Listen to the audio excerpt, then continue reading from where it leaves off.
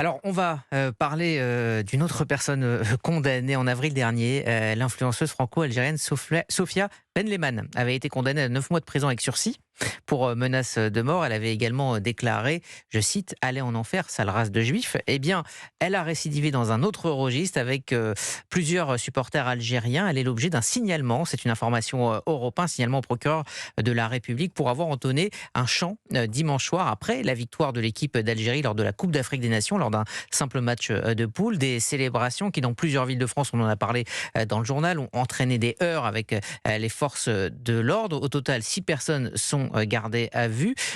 Ces scènes sont désormais habituelles, voire banales, après un match de certaines équipes. Que traduisent ces scènes qui sont à la fois des scènes de joie, on peut le comprendre, mais également des scènes de défiance?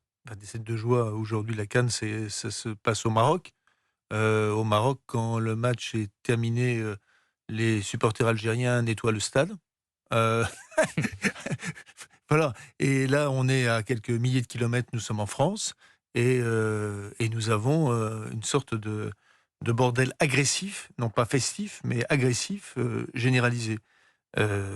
Moi, quand j'entends ça, c'est-à-dire qu'évidemment, madame elle est la porte-voix de l'Algérie, enfin, d'une certaine Algérie, l'Algérie de monsieur Tebboune.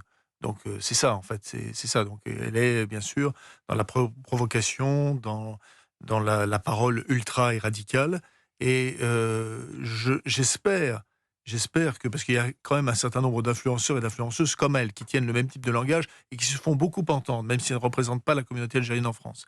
J'espère que l'exécutif ne tient pas en compte ces influenceurs et ces influenceuses quand ils ont des relations avec l'Algérie, par exemple, lorsqu'il a fallu, libérer Boualem Sansal. C'est-à-dire que j'espère qu'ils n'ont pas peur, de ces influenceurs et de ces influenceuses et des réactions qu'ils peuvent avoir. C'est juste ça, et très franchement, j'en suis pas sûr. Elliot Maman.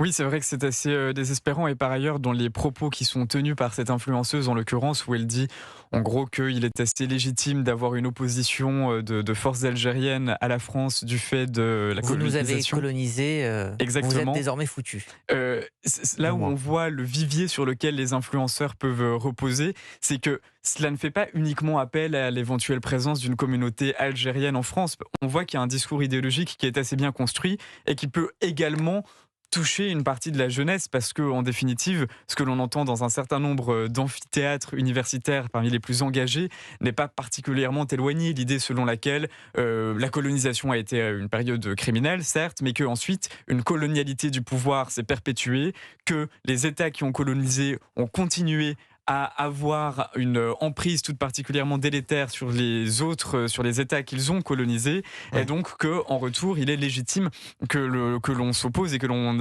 impose une forme de Ouais. retour de bâton aux États qui se sont rendus coupables de la colonisation.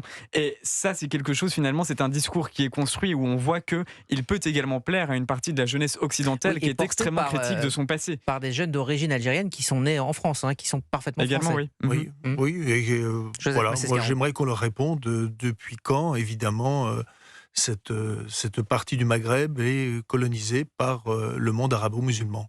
Mmh. Voilà, et j'attends avec une impatience, bien sûr, l'indépendance de la Kabylie. Merci messieurs.